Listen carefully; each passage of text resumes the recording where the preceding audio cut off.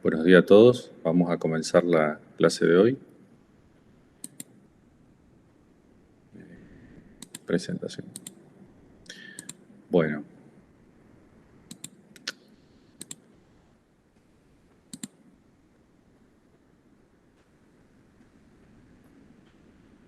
Bien, vamos a continuar con el tema de correcciones y realces, ¿sí? Que son las cuestiones que veníamos analizando en la unidad número 5, ¿sí? Al principio estábamos viendo las correcciones que tienen que ver con algún tipo de distorsión producto del funcionamiento del sensor o alguna que tuvo que ver con los movimientos que tienen las plataformas y que pueden producir cierta deformación en la imagen. También producto, ya no es muy frecuente, pero igual conviene que sepan que a veces pueden haber ajustes geométricos que no coincidan directamente. Ahora sí, nos da el tiempo, les muestro una imagen Landsat con una Cyber para que vean que vienen georreferenciados y con un nivel de georreferenciación, podríamos decir general, pero luego si lo queremos ajustar exactamente... y no veo la presentación. ¿No? No, Gente, no dice solo el resto. presentación. Yo veo donde dice correcciones geométricas, ahí realces y mejora. Ahí cambié, sí.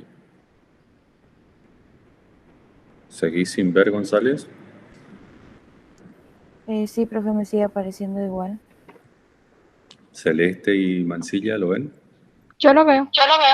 Sí, yo también, profe. Qué macana. ¿Puede ser algo de tu conexión, González? Voy a ver. Siga nomás, profe. Bueno. Entonces, vamos a tratar de cerrar este tema, cosa de que vayamos comenzando con la unidad número 6, que es la más sustanciosa, si se quiere, y que tiene que ver ya con la clasificación y la creación de nueva información a partir de la imagen. Bueno, estos artilugios, podríamos decir entre comillas, que tienen que ver con los realces y mejoras en la imagen, siguen estando dentro de la etapa de preprocesamiento, ¿sí? Pretenden mejorar la calidad visual o la visualización de la imagen, sobre todo para destacar algunos rasgos que a veces interesan sobre el territorio o incluso para diferenciar mejor las coberturas en la imagen satelital. Estos procesos pueden ser 5. La mejora del contraste, el empleo del pseudocolor, las composiciones en color, las transformaciones HSI y los filtrajes. Vamos con los primeros. La mejora del contraste básicamente tiene que ver con adaptar la resolución radiométrica, es decir, los niveles digitales de la imagen, a la capacidad del monitor. Entonces existen dos posibilidades: que el rango de los niveles digitales de la imagen sea menor que los niveles visuales ofrecidos por el monitor, o que la imagen presente un rango de niveles digitales mayores que los posibles niveles visuales del monitor. Sí, ustedes saben que los monitores traen cierta capacidad para detectar brillo y profundidad de colores. Bueno, nos estamos refiriendo a eso. Y ustedes ya saben también que las imágenes satelitales, dependiendo de su resolución radiométrica, tienen una mayor o menor profundidad no de colores, sino de niveles de grises, digamos.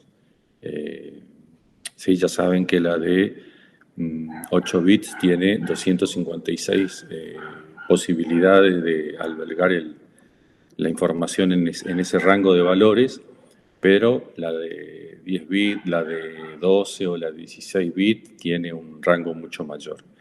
Y claro, a veces podemos tener una imagen muy buena con un rango de niveles digitales importantes, pero nuestro monitor a veces no tiene la capacidad de aprovecharlo completamente, ¿sí? Entonces ahí lo que se suele hacer, o las posibilidades que existen, son la compresión o la expansión. La, la compresión tiene que ver con la reducción o compresión, obviamente, del contraste, y se produce cuando el monitor es de reducida potencia o el sensor es de muy alta resolución radiométrica. Entonces sí o sí existe una compresión de la información que vas a visualizar. Acuérdense que esto es todo visualización, ¿eh? No estamos acá tocando los niveles digitales. La otra es la expansión, el efecto contrario, digamos. También se lo conoce o lo van a encontrar en inglés como stretch, y es un procedimiento bastante frecuente cuando el histograma es poco contrastado. Para ello es necesario distribuir linealmente los niveles visuales entre el mayor y el menor valor que presenta la imagen, ¿sí? Distribuir los niveles visuales a partir del análisis del histograma, o también distribuir un determinado rango de valores que les interesen. Ustedes ya saben que esto es una matriz, o sea que la imagen satelital es una matriz numérica, ¿sí? Entonces, saben que tiene valores mínimos y máximos. Entonces, lo que se hace en la expansión es acomodando los valores entre esos mínimos y esos máximos. Muchas veces el histograma está concentrado en algún sector de ese gráfico. Entonces, ajustamos los mínimos y los máximos de visualización, como indica el gráfico acá de la derecha, a un rango más chico. Y eso lo que hace es contrastar mejor la imagen, ¿sí? Es un poco lo que estuvimos ya utilizando con QGIS, que tiene algunas herramientas automáticas de mejora del contraste, ¿sí? Snap es un poco más tosco para esto porque hay que hacerlo de forma manual al histograma, pero bueno, hay toda una discusión si realmente está bueno hacerlo en forma automática o manual, porque lo que dicen muchos investigadores es que manual te da más libertad, digamos, de cómo meterle mano al histograma y no hacerlo de forma automática, ¿sí? Que ya es algo hecho por el software, por el programa, y sin embargo hacerlo a mano, digamos, el que entiende qué está haciendo, digamos, puede lograr incluso un mejor resultado que de una manera automática.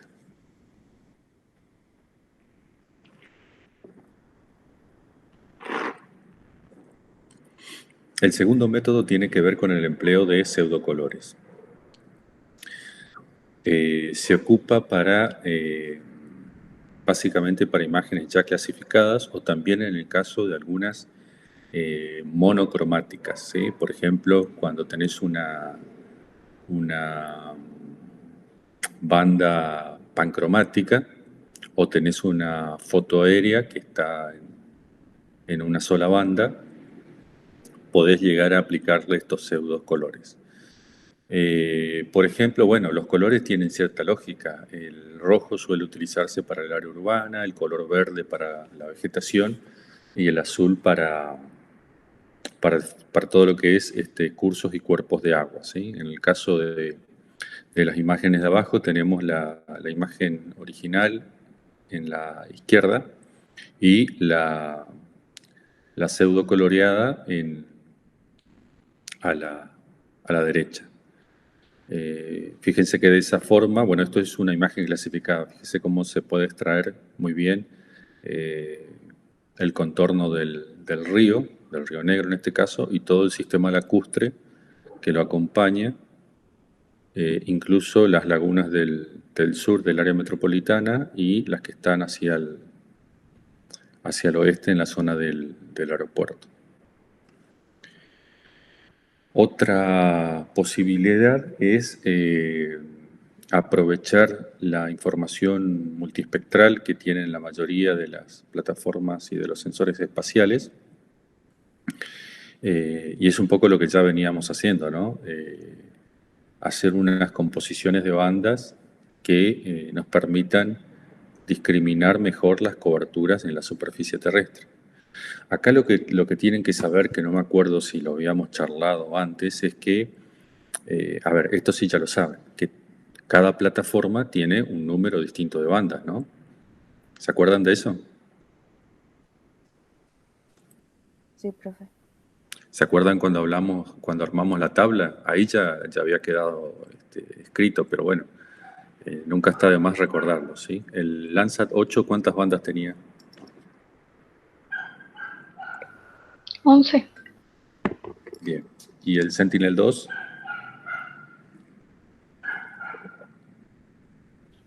13. Bien. ¿Y el Landsat 7? ¿Alguien que no sea retamoso? ¿No era el Lanza 5, profesor?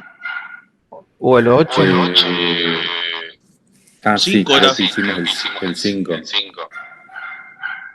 Que eran 12 bandas, si no me equivoco. No, son menos. El Landsat 5 4 y 7 bandas. Sí, por ahí. 7 bandas. Sí, entonces fíjense cómo el número de bandas para cada plataforma es distinto. Y ustedes ya saben que dentro de una plataforma las bandas vienen con una cierta numeración, ¿sí? En el Landsat 7, por ejemplo, la banda la 1, 4, 3, 2, no, la 8 es la del pancromático y la 6 es la del térmico. Bueno, eso me acuerdo de memoria porque siempre lo habíamos trabajado, ¿sí? Pero claro, uno a veces se acostumbra a trabajar de memoria, pero tiene que prestar atención a esto porque cuando cambias de plataforma o incluso dentro de la misma plataforma, pero en una serie diferente, entre el Landsat 5, 7, 8, el número de bandas, la identificación de las bandas cambia. Entonces, a lo que voy es que el Landsat 7 era muy común utilizar esta composición, la 742, que es la que estábamos viendo acá, ¿sí? Es una composición en falso color esta. Pero esa composición 742 no es la misma para Sentinel, ni es la misma para incluso el Landsat 8, ¿sí? Entonces, a veces está bueno indicar qué composición de bandas utilizaste. Lo que pasa es que tenés que decirlo en qué, estrictamente en qué plataforma y en qué serie lo utilizaste, ¿sí? Porque ese mismo número no es lo mismo para otras. Lo que sí también podemos utilizar, en vez de decir estrictamente el número de bandas, es, por ejemplo, infrarrojo medio, infrarrojo cercano y visible, ¿sí? Estamos como hablando de las regiones del óptico, pero sin decir el número de bandas. Pero claro, eso es menos específico. Bien, a lo que voy es que tenemos que ser conscientes de que el número de bandas varía de una plataforma a otra y que bueno, otra cuestión que podemos hacer cuando disponemos de bandas, cuando tenemos una plataforma multiespectral, es que podemos hacer diferentes composiciones de bandas, ¿sí? En esta lo que estamos utilizando es la Landsat 8, el sensor OLI, en la composición 432, que es la de color natural, lo que observan ustedes en las imágenes alargadas, en la izquierda. En el centro tenemos, bueno, en el centro y en la derecha tenemos las composiciones en falso color, ¿sí? La 753 y la 742. Fíjense que lo que siempre decimos es la misma imagen con las mismas bandas espectrales, a ver, pero con diferentes composiciones. Bien. ¿Me escuchan? Sí, Sí, profe. Bueno. Entonces, les estaba diciendo que fíjense que dentro de una misma plataforma tenemos esa gran posibilidad que es acceder a información de un rango espectral que el ojo humano no es capaz de detectar. El ojo humano lo que detectaría sería solamente la imagen de la izquierda, ¿sí? Pero nos estaríamos perdiendo información como la que podemos observar en la imagen del centro y de la derecha. Todo depende de lo que queramos resaltar. A grosso modo les digo, en la imagen del centro para mí se aísla muy bien lo que es el agua del río y el área urbanizada. Fíjense que las ciudades de Resistencia y de Corrientes se destacan bastante por sobre el resto, cosa que en la imagen de la izquierda el brillo se mezcla un poco con lo que es el agua del río, en la ciudad. Bueno, si alguien por ahí no es experto o no tiene práctica en interpretación de imágenes, podría llegar a confundirse. Y la imagen de la derecha es una combinación que resalta el verdor de la vegetación. Y fíjense que en la imagen central a veces está bien que el verde es un verde claro, pero muy intenso, pero puede llegar a mezclarse un poco. Fíjense cómo en la composición de la derecha, cómo se destacan estas formaciones, que es la selva en galería, que acompañan todos los ríos, el río Salado, el río de Oro, toda una serie de ríos y arroyos que desaguan en el río Paraguay y que acompañan en forma perpendicular al río Paraguay, ¿verdad? Cosa que por ahí acá, bueno, obviamente que también se notan, pero para mí aquí contrastan mejor. Incluso acá en el visible se ve como un tono bien oscuro, ¿sí?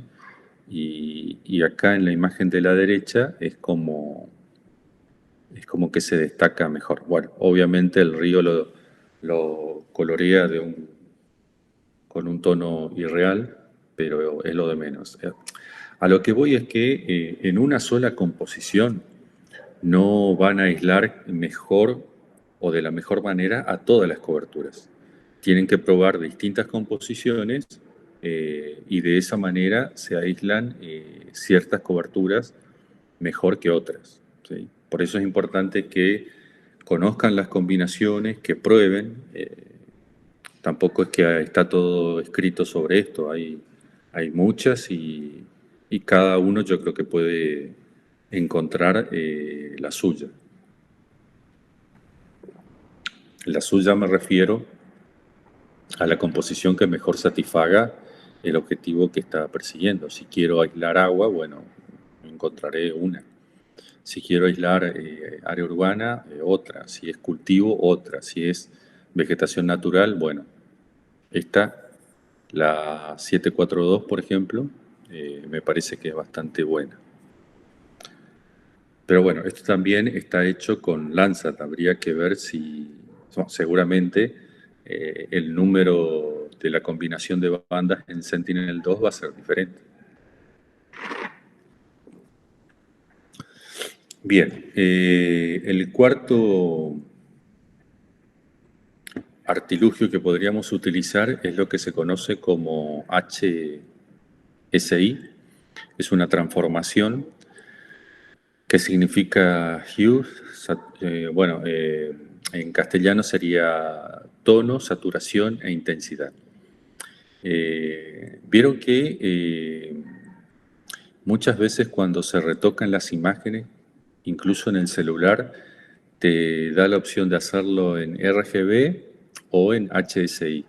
Bueno, esta es otra forma de retocar la imagen cambiando los valores del tono, de la saturación y de la intensidad.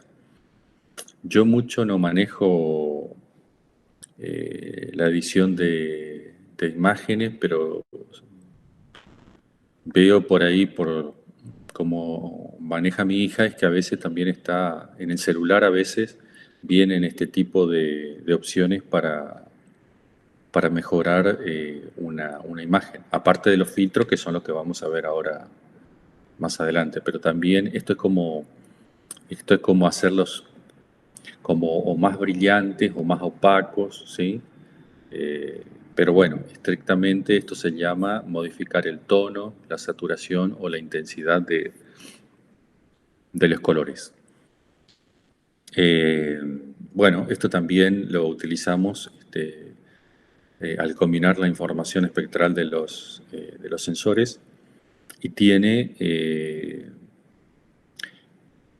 bastante interés en ciencias como geología o agricultura, para fusionar imágenes de diferentes sensores, por ejemplo, un TM de Landsat y una imagen spot. Honestamente, no es muy frecuente, ¿sí? Ahora les digo por qué. Bueno, básicamente el tono es el color en sí mismo que aprecian nuestros ojos. La saturación se refiere a la pureza del color, es decir, al grado de mezcla que tiene con otros colores. Ustedes ya saben que, por ejemplo, el naranja es una mezcla entre el amarillo y el rojo, ¿sí? Entonces, la saturación tiene que ver con los cambios en ese sentido. Y la intensidad tiene que ver con el nivel de brillo de la imagen. Les decía que este tipo de transformaciones no es muy frecuente porque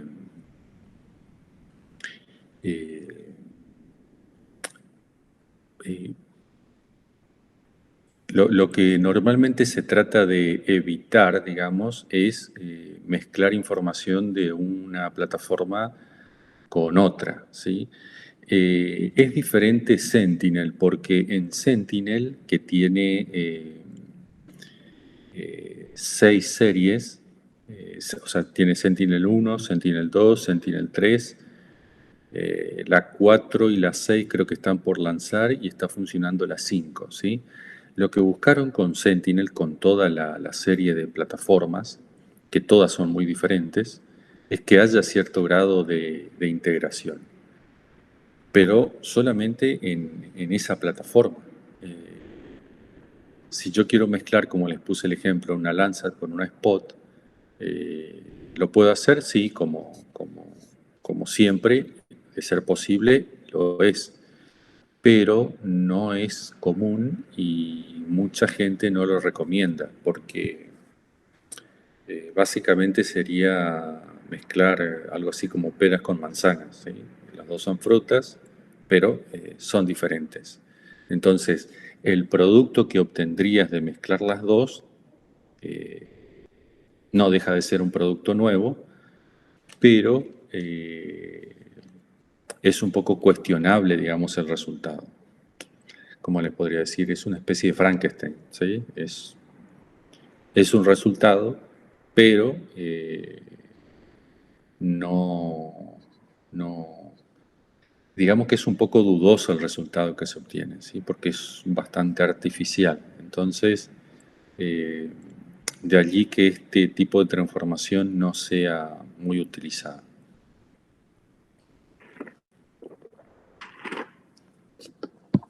Claro, ¿qué es lo más frecuente? Bueno, todo lo que hicimos antes. Aplicar realces, contrastes, combinaciones de banda, siempre dentro de la misma plataforma, ¿sí? O incluso filtros, que es lo que sigue. Pero esta es la menos frecuente porque es la menos recomendada.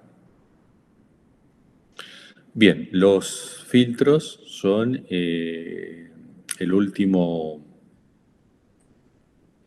el último método, digamos, que podríamos utilizar para estas mejoras y realces en la imagen. Acá les hago una aclaración, porque al principio yo les había dicho de que todas estas operaciones o artilugios, operaciones en realidad, lo de artilugios queda un poco feo, tiene que ver con etapas de preprocesamiento, ¿sí? Así les había dicho, ¿verdad? Sí, profe. Bien. Lo que tienen que saber es que tanto las composiciones como los filtros, incluso los realces, yo los puedo guardar, puedo hacer un famoso guardar como, ¿sí? Y puedo guardar el resultado. Entonces el resultado sí ya es una transformación del nivel digital, ¿sí?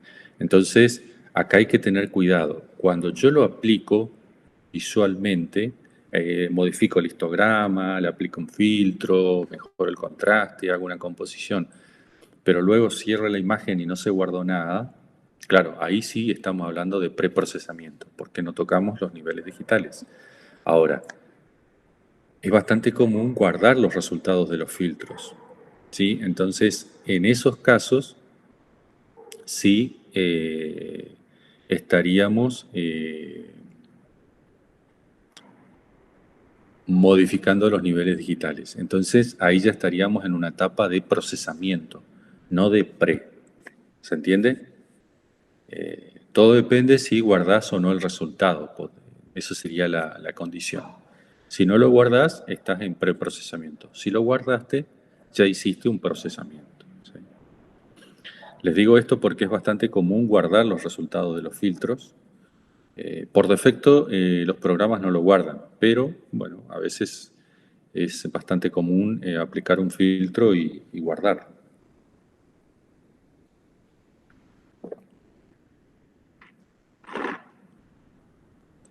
Bien, ¿qué es esto de los filtrajes?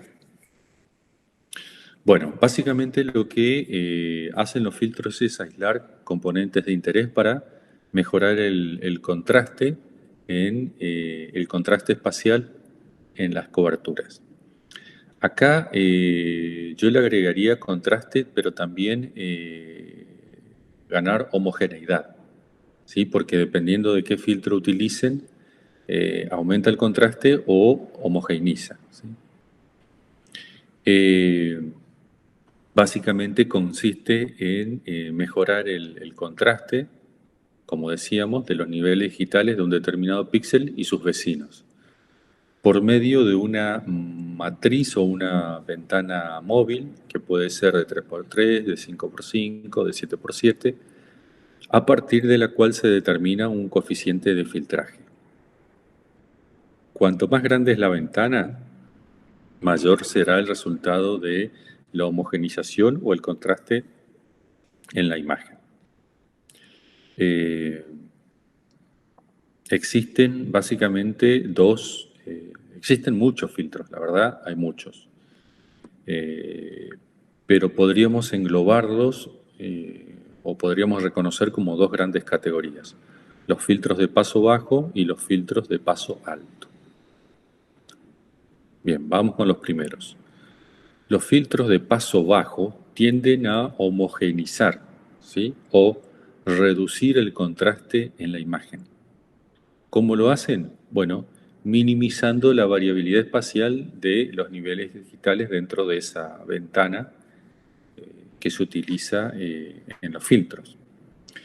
Visualmente la imagen se ve más difusa, ¿sí? Esto se puede lograr de tres formas: calculando el promedio de los píxeles, de los 9 píxeles. Acuérdense que en la ventana siempre se toma un píxel central y luego sus vecinos, ¿sí? Si la ventana es de 3x3, como en este caso, yo tendría el píxel central y 8 vecinos, ¿sí? 3, 6, 7 y 8, uno acá arriba. Siempre y cuando yo considere a este el píxel central, ¿verdad? Y ese mismo procedimiento se va repitiendo para cada uno de los píxeles, ¿sí? Así que imagínense que el procesamiento es bastante importante porque se lo aplica a todos los píxeles, a cada píxel. Pero en este caso lo que tienen que recordar, gente, lo importante del filtro de paso bajo es que reduce el contraste. Si reduce el contraste por oposición, lo que hace es homogeneizar la imagen. ¿Cuándo se emplean estos filtros de paso bajo? Cuando la imagen, por ejemplo, tiene algún tipo de ruido o algún tipo de efecto tipo sal y pimienta y que queremos eliminarlo o reducirlo, ¿sí? Entonces se suelen aplicar estos filtros de paso bajo. Los filtros de paso alto, por el contrario, lo que hacen es aislar los componentes de alta frecuencia y de esta forma aumentan el contraste espacial del píxel central con respecto a sus vecinos. Estos se utilizan para remarcar rasgos lineales, sobre todo, ¿sí? Como carreteras, parcelas, costas, accidentes geológicos. Bueno, porque básicamente lo que buscan es reforzar los contornos, poniendo en evidencia cualquier tipo de discontinuidad en la imagen satelital, ¿sí? Para lograr este efecto, los coeficientes de filtrado en las matrices suelen tener estos aspectos, ¿sí? Aquí vemos de dos tipos, un filtro laplaciano y un filtro de Sobel. Obviamente, con la misma idea de una ventana de 3x3, lo que buscamos es remarcar este píxel central y diferenciarlo de los píxeles vecinos, ¿sí? Entonces, para eso existen diferentes coeficientes de filtrado, distintos métodos, digamos. Fíjense que este tiene un valor de 9 en el centro, el laplaciano, y el filtro de Sobel tiene un 4, ¿sí? Pero bueno, son distintos métodos, digamos, que buscan realizar buscan un mayor contraste en la imagen.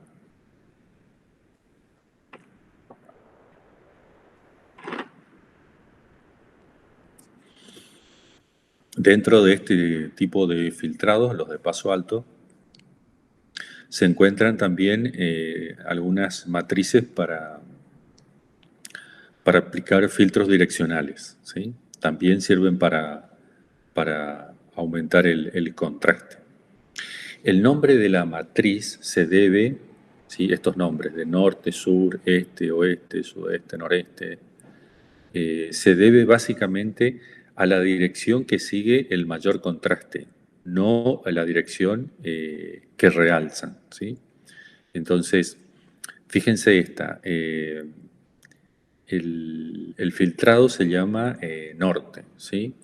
Entonces, el mayor contraste que logra lo encontramos acá, en el norte de la ventana, ¿sí? Por oposición, el sur lo que busca es resaltar los píxeles que se encuentran al sur, ¿sí? Claro, ¿cómo logra eso? ¿Por qué tienen valor de 1? Es decir, porque mantienen el mismo valor que original. Y estos -1 es porque, como está buscando contrastarlo, lo que hace es restarle su valor al nivel digital, cosa de que se noten mejor los cambios en la imagen, ¿sí? Lo mismo que con las ventanas de este y oeste, por ejemplo, ¿sí? Fíjense cómo la ventana del oeste lo que busca es aumentar el contraste de los píxeles que se encuentran al oeste de la ventana, ¿sí? Entonces, estos quedan iguales con el mismo valor. Los que cambian son estos, los que están hacia el este. Pero claro, la ventana, el filtro, se llama oeste, porque lo que vas a notar contrastado son los píxeles que están acá, ¿sí?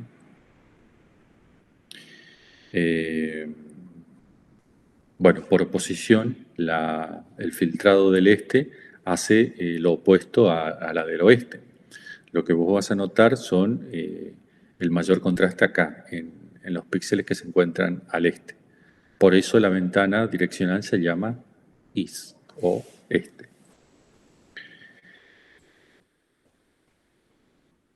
Bien, hasta ahí. ¿Qué les pareció esto de filtros y de realces? Tema nuevo, ¿no? Este era el tema que me tocó a mí para investigar en el práctico. Ah, mira vos. Bueno, Profe, lo sí. que le quería consultar, esto sería filtros lineales, ¿no? Estos son filtros. Sí, estos son filtros lineales. Sí. Vamos a ver un poquito acá en Snap cómo.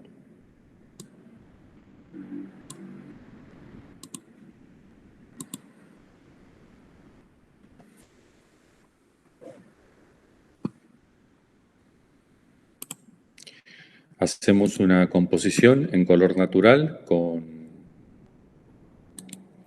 la imagen del Landsat.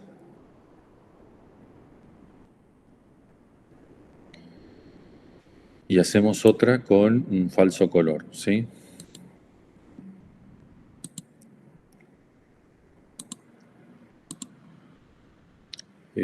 Habíamos utilizado el SWIR, el NIR y bueno, puede ser el green para esta imagen que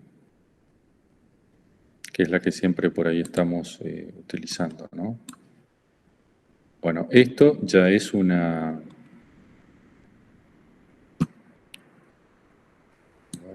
Ay. Tengo que acercar acá. Es una...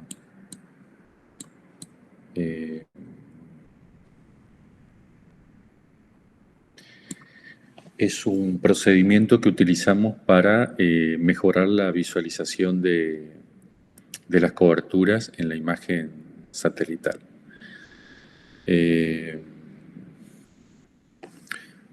Les traje a este sector. Este sector es Las Palmas, ¿sí? Esta es la localidad de Las Palmas y esta es Las Palmas y esta es La Leonesa. Les traje aquí a este sector porque fíjense cómo las áreas urbanas tienden a confundirse con el agua del río Paraguay, que brilla muchísimo. Ya habíamos dicho, ¿no? ¿Por qué brillaba muchísimo Mansilla?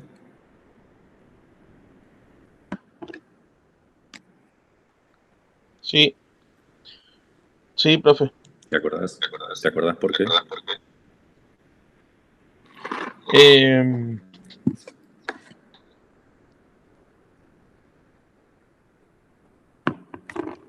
Las aguas del río Paraguay. Sí.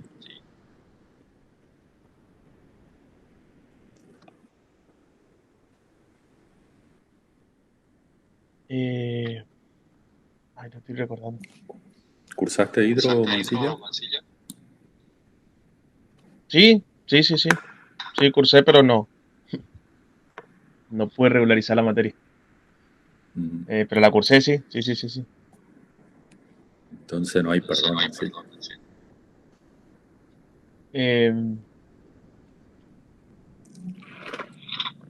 A ver, Lukasevich, tirale un salvavidas.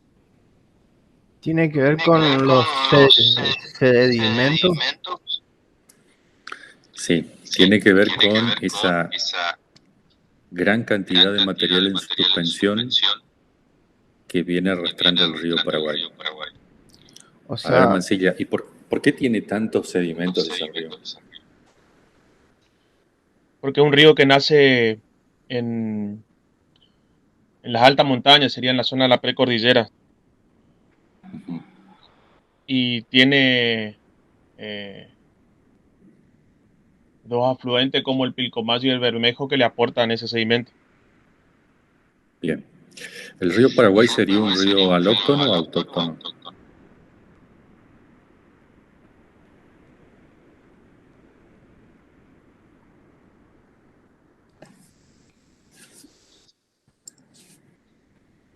Eso es Alóctono. hidro. Alóctono. Ujú. ¿Por qué es alóctono? Y porque no tiene su naciente acá en el país.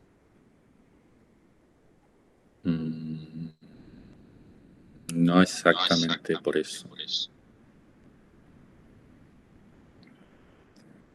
Lukasevich, ¿algo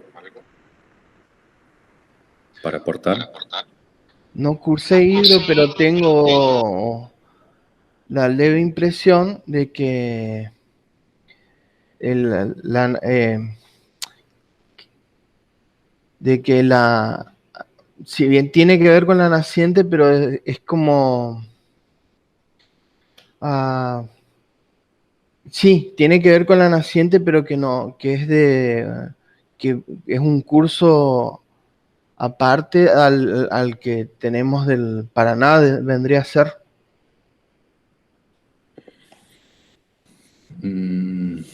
A ver, vamos a buscar a alguien que haya cursado hidro. Celeste González.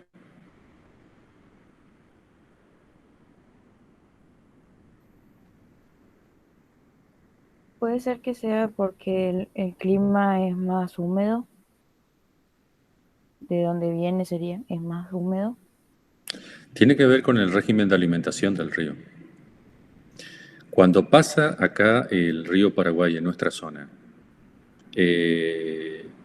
las crecidas o el nivel del río, ¿tiene que ver con el régimen pluviométrico nuestro o no? No, tienen que ver No, con otro profesor. régimen. Exactamente, no tiene nada que ver con el régimen de precipitaciones de resistencia.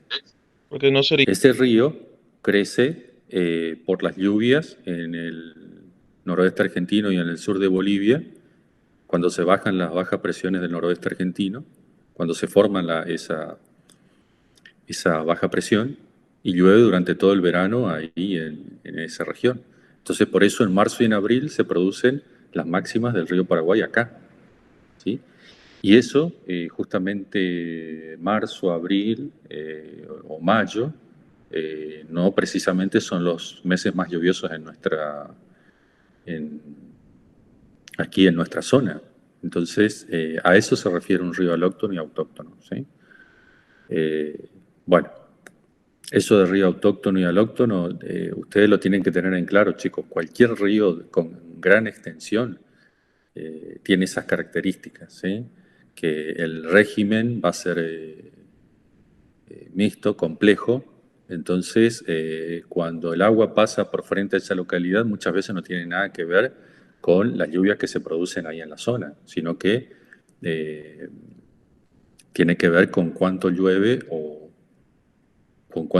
no llueve en la cuenca superior o más arriba, digamos, de la cuenca.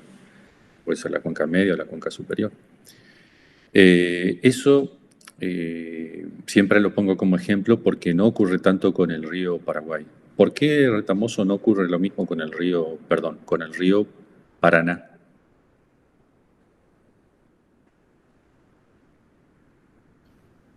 Que también es un río alóctono.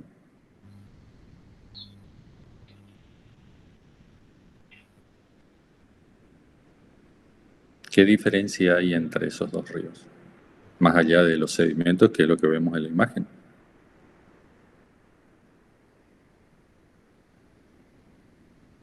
La extensión. ¿Cómo? La extensión del río.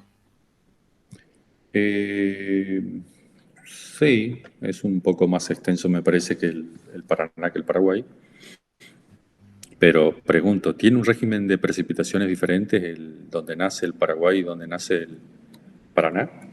Sí, sí, porque donde nace el Paraguay es más en el centro de Brasil y el Paraná está más hacia el este. Bien. Sabemos que el régimen de precipitación en esos dos lugares es muy diferente, ¿sí? Pero ¿qué pasa con el Paraná en el camino? ¿Baja sin problemas o el hombre le puso alguna tranca en el camino? Tiene una represa hidroeléctrica, la de Itaipú y la de Yacyretá. Tiene un montón de represas. Las Sí. dos más importantes son la Itaipú y la de Yacyretá. Entonces, el régimen, el caudal, no es natural, está regulado, ¿sí? Entonces, esa es la gran diferencia entre el Paraguay y el Paraná. Por eso las inundaciones en el Paraná, digamos, están mucho más reguladas que las del Paraguay. El Paraguay, al ser natural, digamos, nada, responde a los pulsos de la naturaleza. Cuando llueve mucho, inunda. En cambio, el Paraná regula su pulso natural y puede llegar a desbordar, bueno, cuando hay precipitaciones locales muy intensas, ¿sí? Solamente en esos casos, pero las grandes inundaciones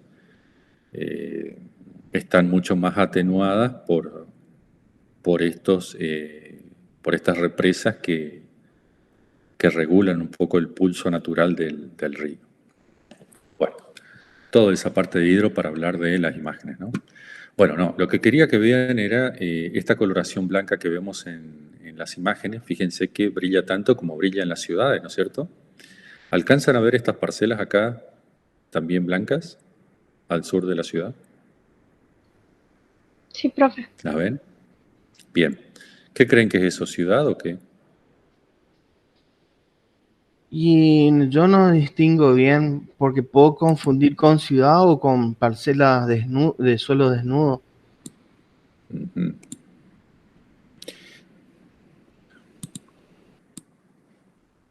Bien.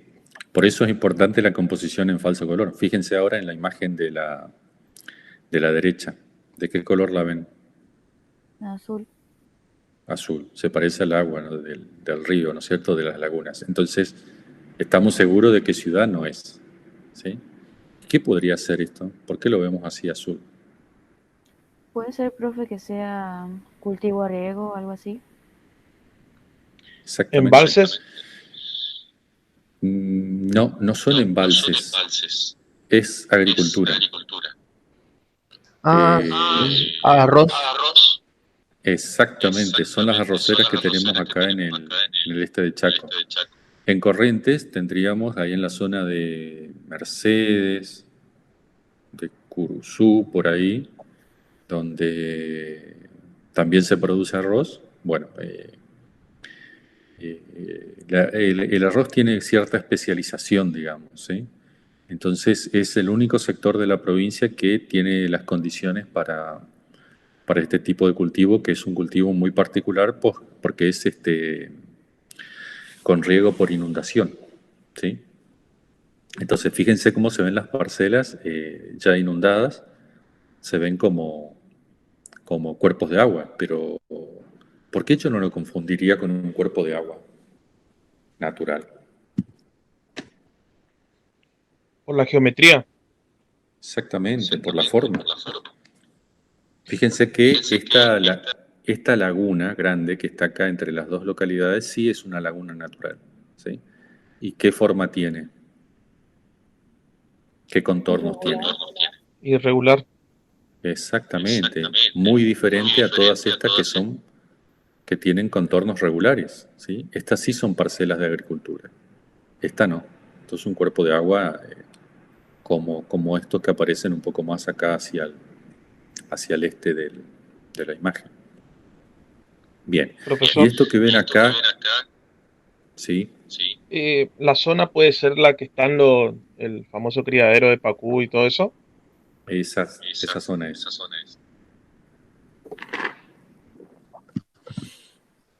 Hay varios productores ahí, pero hay uno importante que es de apellido Maestri, que es uno de los productores que más campos tienes acá en esta zona. Y sí, junto con la agricultura del arroz, hay un pacú, que es el pacú arrocero, que lo crían en estanques acá. Bien, y fíjense, estas parcelas que se ven hacia el oeste, que también tienen cierta coloración celeste. ¿Por qué creen que es eso?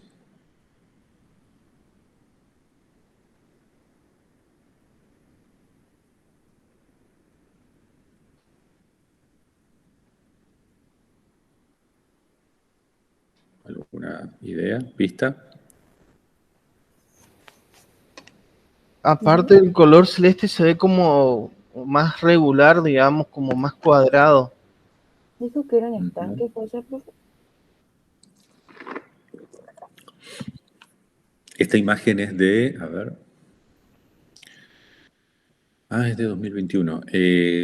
También son parcelas de arroz, nada más que no están tan inundadas como estas, ¿sí? Yo entiendo que son parcelas que se están incorporando al cultivo. Pero fíjense cómo ya van adquiriendo esa coloración celeste porque evidentemente tienen algún tipo de inundación. Acá hay unos canales que vienen del río y de las lagunas que traen el agua para inundar las parcelas. Profe, ¿Sí? en Sí.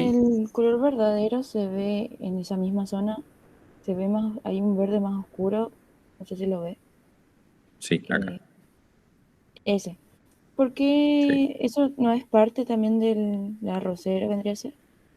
Yo entiendo que no, porque me da la impresión de que esto es algún cultivo forestal. Vieron que a las forestaciones también se la considera un cultivo, porque no es que nació la Sí. planta de manera natural, sino que fue Es como una implantada. es como una vegetación más nueva, puede ser, O porque está arbol. plantada hace poco tiempo. Digo, hace poco Eh, tiempo en el largo plazo, no, poco tiempo. claro. Fíjate que la intensidad del verde se confunde con la selva de ribera, con el monte del Albardón acá. Esto indica de que es Que son es árboles un, altos. exactamente, es Y un árbol que ahora que me acuerdo, absorbe bastante. en la zona de Sí, la Leonesa había un lugar donde eh, estaban sembrando, bueno, plantando eucaliptus, algo así. y puede ser o esta zona, acá, al sur de donde están las arroceras, o puede ser esto. Sí. Mm, Evidentemente acá hay una mezcla de actividades. Por un lado, o sea, los dos podríamos considerarlos agricultura. Lo que pasa es que esto se conoce como silvicultura, ¿sí? Porque no es cualquier tipo de cultivo, es una planta, es un árbol. A lo que voy es que el arroz yo puedo obtener una o dos cosechas en el año, dependiendo del tipo de la variedad. Pero estos se imaginan que al cabo de 15 o 20 años recién se puede cosechar. Lo sabían, ¿no? Es lo que tarda aproximadamente estos árboles en alcanzar el desarrollo y ser maderables, es decir, que tengan cierto valor económico para extraer la madera. Entonces tienen características diferentes, por eso reflejan también diferente. Fíjense que acá esto se ve bien verde, se parece bastante a lo de acá, y acá sí está. Esta línea que ven acá es un canal, es el canal de inundación principal. Y luego tiene sus ramificaciones e inunda todos estos campos. Sí, es un claro ejemplo de este tipo de agricultura que se practica acá en el este de la provincia del Chaco. Acá, esto, yo sé que por acá en Corrientes también suele haber algo parecido. Y estas parcelas acá del norte puede que también sean algo parecido. Ahí al momento de tomar la imagen estaban desnudas, ¿sí? pero puede ser por el periodo. La verdad que yo exactamente no sé bien cuándo se siembra y se cosecha el arroz, pero da toda la impresión de que estas parcelas también corresponden a este tipo de cultivos. Sé que se hace arroz acá en esta zona, esto sería más o menos Itaibaté, cerca de Ituzaingó, y después aquí al sur, la zona de Mercedes, Curuzú. Son las regiones de estas dos provincias donde se hace este tipo de cultivo. Es un cultivo extensivo en cuanto a superficie, la verdad que consume bastante superficie y bueno, y requiere de cierto control de tecnologías y bueno, es una práctica también un poco cuestionada porque requiere de bastantes herbicidas, sobre todo, para mantener limpia la plantación. Y como es un cultivo inundado, todo el pesticida luego es absorbido por el suelo y bueno, sabemos que hay un movimiento debajo del suelo, bueno, todo lo que se imaginarán con los problemas ambientales que trae este tipo de prácticas, ¿no? Bien, entonces, así es como podemos llegar a hacer algunas composiciones en color natural y en falso color para mejorar el contraste de las coberturas. Y lo de los histogramas tiene que ver con esto, lo que yo les decía que podemos tocar el histograma, fíjense cómo va cambiando la coloración para mejorar el contraste. Si yo utilizo todo el histograma, esto es un estiramiento lineal, obtendría este resultado. Voy a cerrar un ratito esta para que vean el resultado completo. A ver, acá. Esto es la imagen con aprovechando todo el rango espectral. El rango, digamos, de visualización que me permite el monitor. Lo que pasa es que muchas veces no es necesario utilizar todo el rango disponible porque fíjense cómo se ve el histograma acá. Yo evidentemente veo una concentración de valores en un cierto rango, no está distribuido. El histograma se construye con el valor mínimo y el máximo. ¿Cómo sé los valores mínimos y máximos? Bueno, acá en análisis, en estadística,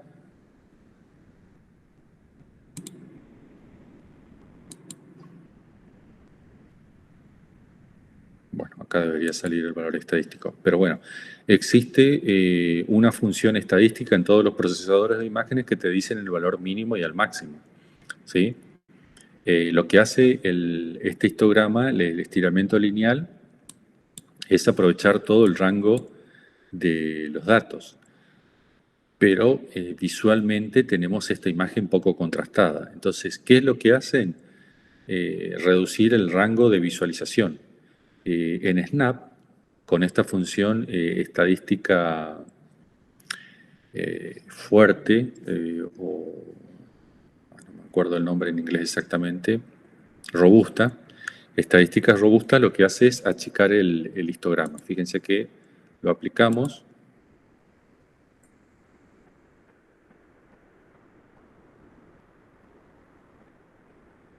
Bueno, no lo hizo ahí. Pero nosotros podemos achicar el histograma y fíjense cómo mejora la visualización, ¿sí? Podemos exagerar, podemos hacerlo mucho más estrecho y lo que hace es aumentar el contraste. Fíjense en la laguna acá de La Malia, cómo la mitad de la laguna que está mucho más verde contrasta muchísimo más. Si yo me muevo para este lado, fíjense cómo disminuye el contraste, ¿sí? Esto es lo que yo les decía de que hay gente que prefiere mover el histograma a mano y hay gente que prefiere hacerlo de manera automática, ¿sí? Voy a cerrar un ratito esto y les voy a mostrar en QGIS cómo sería el manejo de los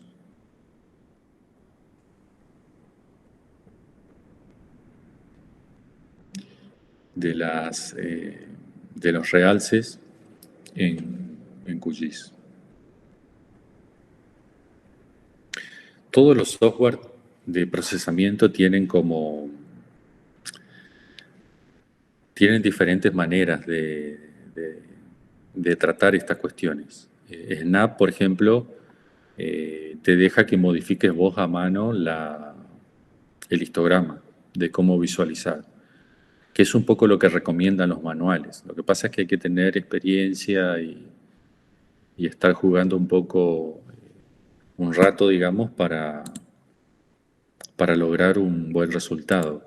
Si no tenés ese conocimiento, o no tenés paciencia, o lo que fuese, lo que podés hacer es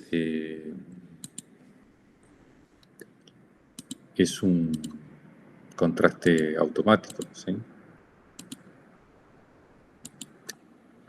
Bueno, voy a abrir estas bandas.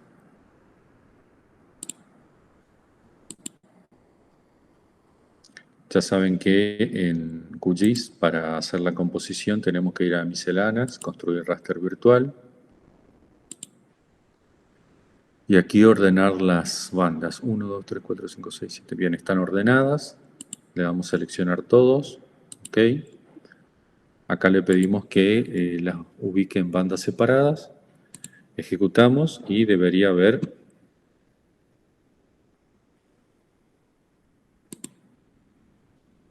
una composición acá. Le pedimos que utilice la banda 4, la 3 y la 2.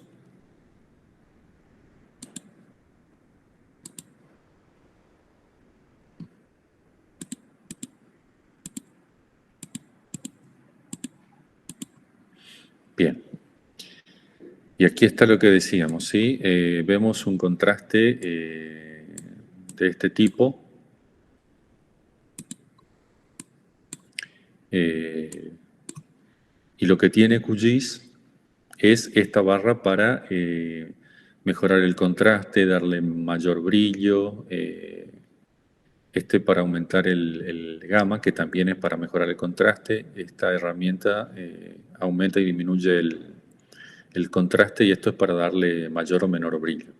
Pero estas son las que nos interesan porque estos son los que mejoran la visualización a partir del histograma, ¿sí? Lo mismo que hacíamos en Snap de meternos en el histograma y mover los valores mínimos y máximos para que aumente el contraste, acá lo hace de manera automática. Por ejemplo, es un estiramiento, es decir, estira y aprovecha todo el rango espectral.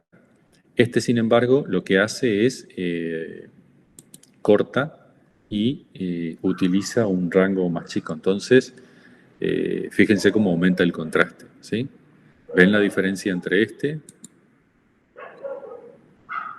que es un estiramiento, y que es un stretch, ¿sí? Lo que hace es achicar el rango espectral. Bueno, obviamente que acá el contraste es mucho mayor.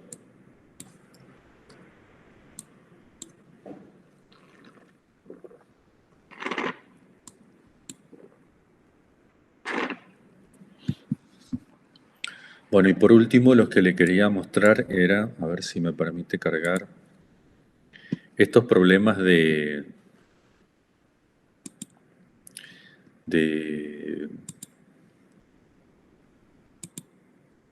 corrección geométrica muchas veces vienen con problemas. Miren, lo que voy a hacer ahora es cargar una imagen del sensor Sybers, ¿sí? De la plataforma Sybers. Utilizo la banda del pancromático, como su nombre acá se lee mejor. La plataforma es Cyber, la serie 4. PAN 5M significa banda del pancromático con un píxel de 5 metros. Fue tomada el 31 de octubre de 2021, ¿sí? Le damos a abrir, añadimos y cerramos. Bien, este es la imagen del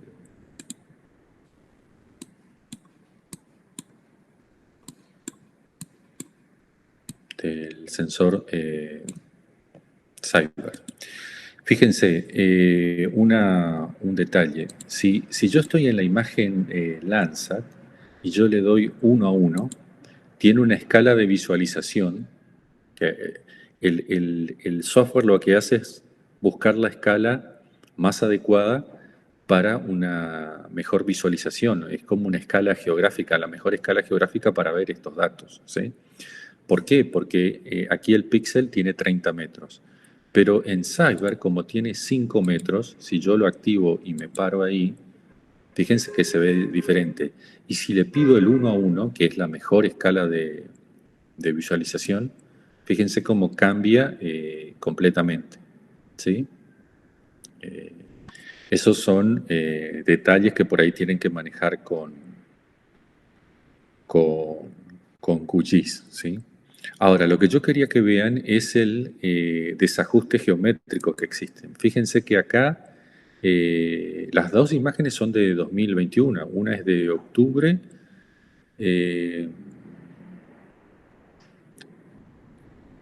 y la otra es perdón, no puede ser de octubre de 2021. A ver. Es del 31 de mayo.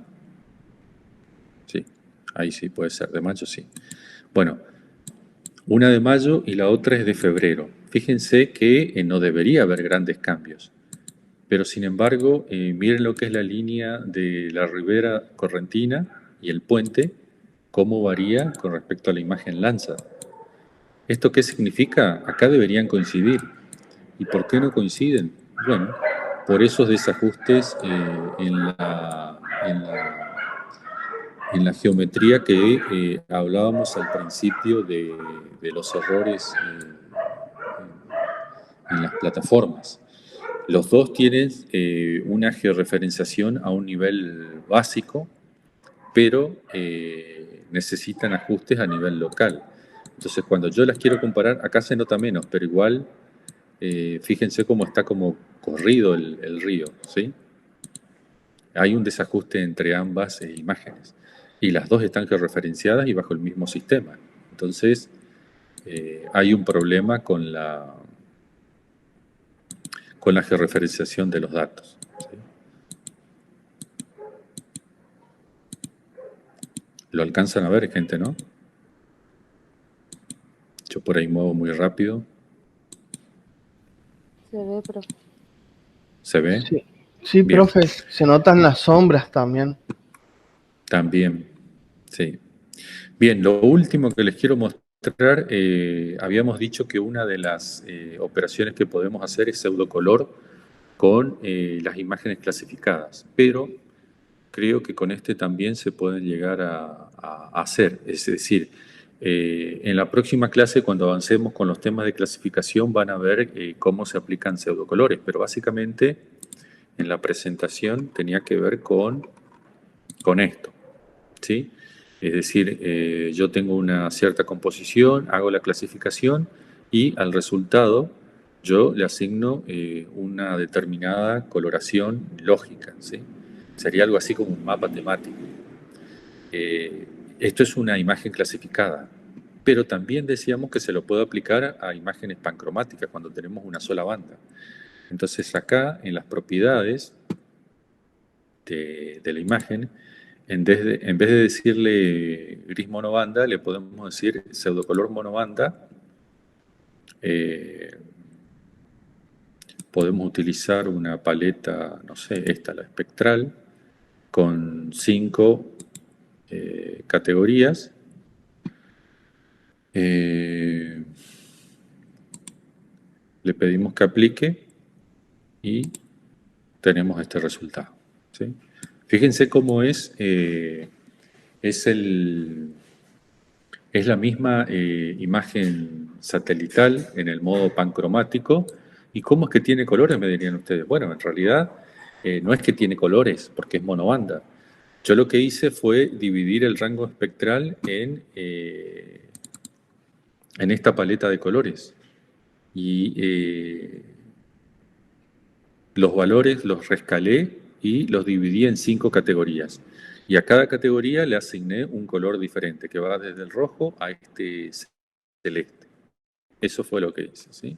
Y el resultado es este, es decir, pueden generar una imagen con cierto color. Simplemente lo que hizo acá fue darle un color a un rango de espectral nada más. Esto que ven acá en celeste son píxeles que evidentemente brillan mucho, y los que brillan menos son estos colores oscuros, que es lo que corresponde normalmente a cuerpos de agua, las lagunas que están limpias, por lo tanto absorben mucha radiación. Las que se verían oscuras en la imagen, a ver si podemos dejarlo, sí. Las que se verían oscuras en una imagen en color natural son esas que las vemos con este color más oscuro, con un rojo más intenso. Y estas que se ven verde tirando a celeste son las que brillan mucho, fíjense. Son la punta de las islas, que normalmente tienen arena, y son las que están brillando. Fíjense cómo aportan otro tipo de información que por ahí yo no disponía en el monobanda. Bueno, es una forma más de aprovechar, digamos, el rango espectral de la información que disponemos. Dijo, profe, entonces que cuando aplicamos pseudocolor se le asigna un color a las partes del espectro, ¿puede ser?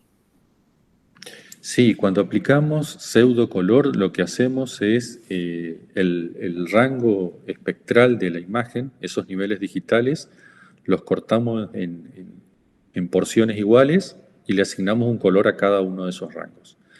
Es como cuando hacían cartografía temática, ¿se acuerdan? En técnicas que, no sé, tenían, por ejemplo, un rango de población que iba entre, no sé, 0 y 10.000. Bueno, y la profesora les pedía que construyan con ese rango cinco categorías. Lo que hacían es dividir esos valores y a cada rango le asignaban un color, ¿sí? Bueno, es lo mismo que hace acá el software.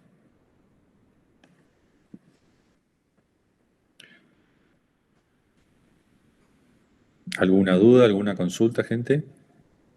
Si no, Profe, le hago damos una por consulta. finalizado la clase.